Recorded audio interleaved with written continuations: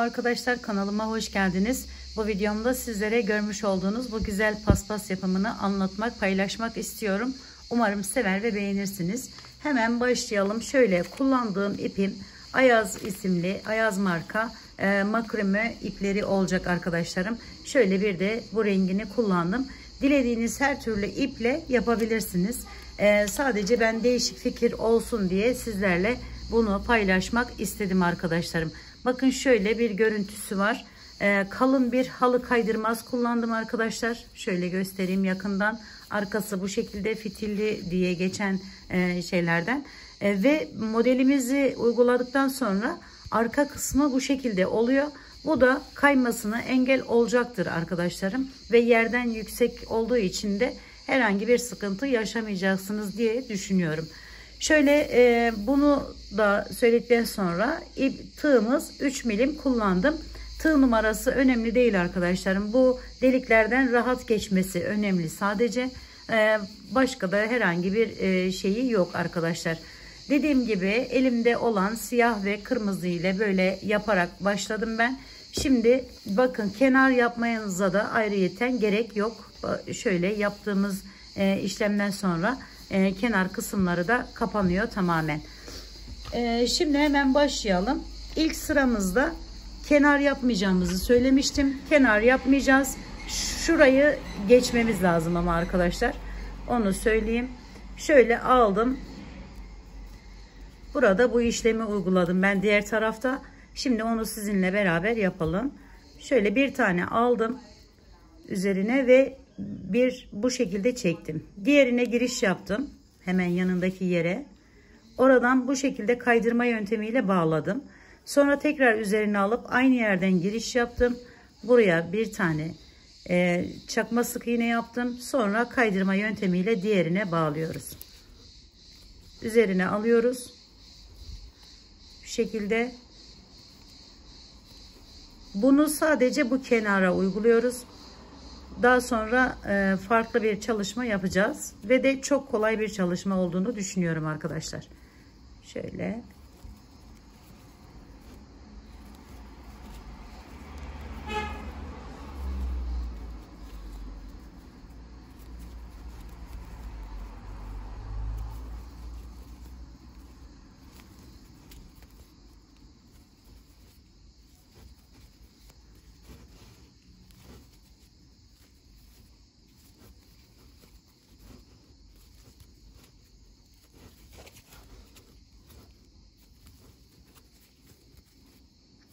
Makrome ipiyle daha önce hiç yapmamıştım. Yaparak onu da denemek ve sizlere göstermek istedim arkadaşlarım. Gayet de güzel duruyor.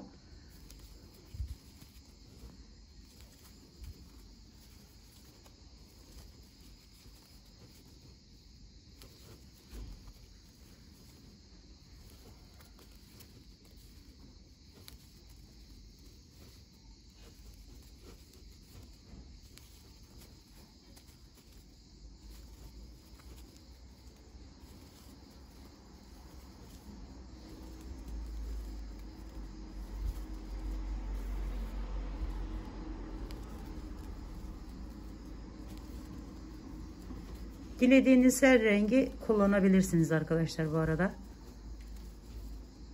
Her türlü ipi, her türlü rengi, batik, düz fark etmez arkadaşlar. Evde arta kalan iplerinizi de rahatlıkla değerlendirebilirsiniz. Şimdi bu sona geldiğimizde şu şekilde çeviriyorum. Aynı yerden giriş yapıp buraya bir tane bu şekilde sık iğne tarzında bağlıyorum arkadaşlar. Sonra 1 2 3 tane zincir çekiyorum. 3 tane zinciri çektikten sonra yine bu köşeden, tam bu köşeden giriş yapıp bu şekilde alıyorum ve buraya bir tane sık iğne ile bağlıyorum. Tekrar 3 zincir çekiyorum. Hep 3 zincir çekerek devam ediyoruz arkadaşlar. Bakın şu şekilde aldım ve sık iğne yapıyorum. 1 2 3.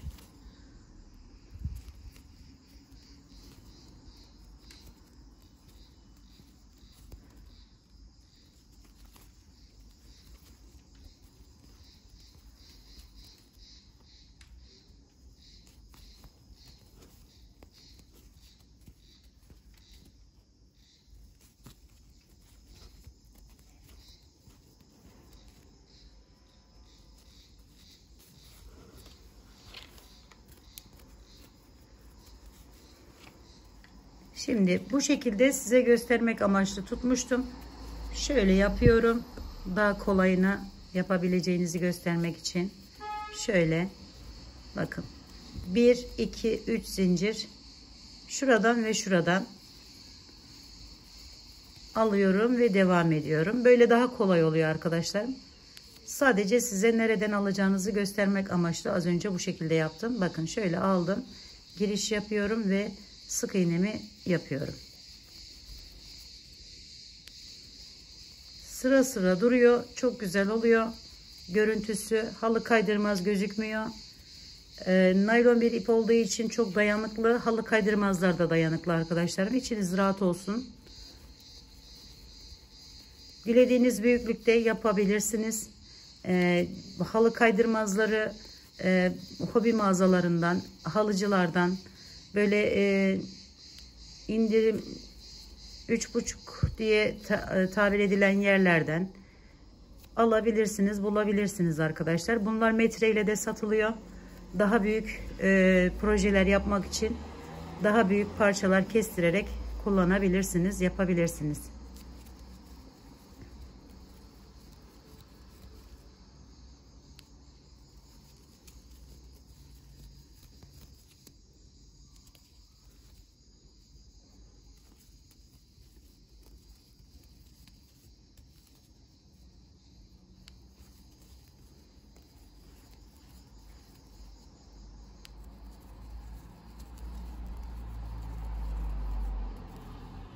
Evet, bu şekilde geliyoruz. İlk başladığımız yerdeyiz şu anda. Burayı da arkadaşlarım yine 1, 2, 3 zincir çekiyorum. Şuradan alıyorum, kenardaki yerden bağlıyorum buraya. Sonra 1, 2, 3 zincir çekiyorum. Bakın hemen şuradan alıp bu şekilde devam ediyorum. 1, 2, 3 zincir. Bakın şuradan ve şuradan. Bu sıkı yapmanız gerekiyor ki şeyler gözükmesin arkadaşlar. Halı kaydırmazlar gözükmesin. Bakın burada olduğu gibi. Şöyle dik durduğu zaman zaten araları açılmıyor.